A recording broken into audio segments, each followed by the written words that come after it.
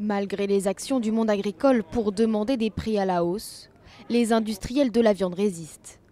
Hier, les deux plus grands groupes de la filière porcine ont refusé d'acheter au prix fixé avec le gouvernement, 1,40 € le kilo, un prix considéré comme un minimum par les éleveurs pour être rentable. Ils dénoncent une trahison des accords. Ne pas tenir compte de la médiation, c'est tourner le dos au gouvernement. On peut croire en qui si on n'est pas en capacité de faire une table ronde, que tous les acteurs autour de la table disent oui, et de remettre en cause l'accord quelques semaines plus tard, c'est catastrophique. Motif du refus des industriels, la trop forte concurrence des prix du porc à l'étranger. En Allemagne, par exemple, il est vendu 25 centimes de moins qu'en France. La filière porcine dit ne pas pouvoir compenser cette différence. Conséquence hier, il s'est vendu 20% de porc en moins sur le marché français.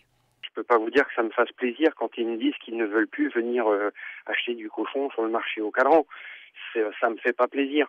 Maintenant, je peux comprendre. Je comprends la difficulté du moment qu'elle est pour eux qui sont confrontés au marché export, à faire de la répercussion sur ces prix-là. Ils n'ont pas cette capacité-là à compenser cet écart de prix par rapport au marché européen. Les agriculteurs réclament une application des accords passés avec le gouvernement et de nouvelles aides de l'État.